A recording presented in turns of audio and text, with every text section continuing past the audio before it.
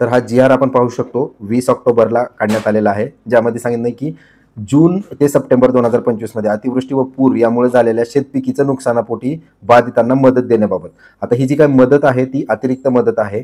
यामध्ये टोटल राज्यामध्ये वेगवेगळ्या जिल्ह्यामध्ये जी अतिवृष्टी व पूरचा नुकसान झालेलं आहे त्यासाठी एक टोटल 648 कोटी 15,41,000 इतका निधी, अतिरिक्त निधी आपण म्हणू शकतो, हा वितरणासाठी मंजुरी देण्यात आलेली होती. यामध्ये स्पष्ट सांगण्यात आलेलं आहे की 10 ऑक्टोबरला जे शासन निर्णय काढून 2 हेक्टरची मर्यादा ही वाढवून 3 हेक्टरपर्यंत करण्यात आली होती. तर आता त्या वाढीव 1 हेक्टरसाठी हा मदत राहणार आहे. कोणकोणत्या जिल्ह्याला किती किंवा किती विभागामध्ये किती मदत आहे ते आपण पाहूया. छत्रपती संभाजीनगरमध्ये 34,631,00,000, एकट्या संभाजीनगरमध्ये 34,631,70,000 इतका निधी वाटप करण्यात येणार आहे. तर त्यामध्ये 7 जिल्हे आहेत: बीड, लातूर, परभणी, छत्रपती संभाजीनगर, जालना, हिंगोली आणि नांदेड. बीडमध्ये पाहिलं आलं तर 37,24,54,55,000, लातूरमध्ये 35,72,96,000, परभणीमध्ये 49,42,90,000, छत्रपती संभाजीनगरमध्ये 81,62,60,000, जालन्यामध्ये 64,75,00,000, त्यानंतर हिंगोलीमध्ये 11,30,00,000 आणि नांदेडमध्ये 36,22,00,000. अशा प्रकारे हा टोटल निधीची वाटप करण्यात आलेली आहे. आणि बाधित शेतकरी जे आहेत यांची संख्या आहे 3,58,612 इतकी बाधित शेतकऱ्यांची संख्या आहे. तर नागपूर विभागात आपण पाहूया.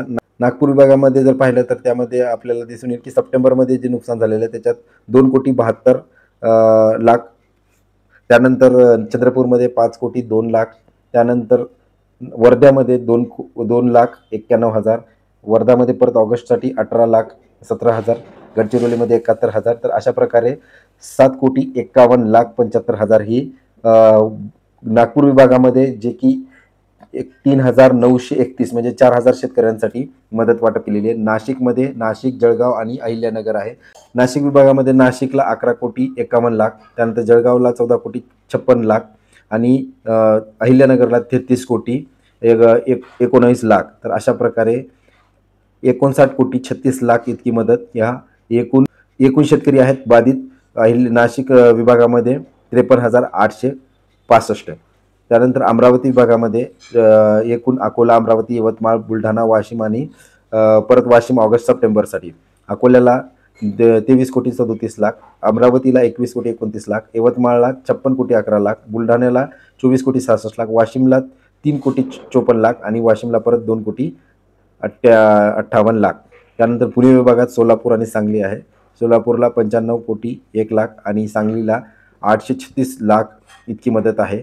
कोकणमध्ये ठाणे आणि पालघर यामध्येही मदत केलेली आहे. बाधित शेतकरी आहेत त्यांना 8,000ची मदत ही मिळालेली आहे. इथं 10 शेतकरी आहेत त्यांना 2,00,000ची मदत आहे.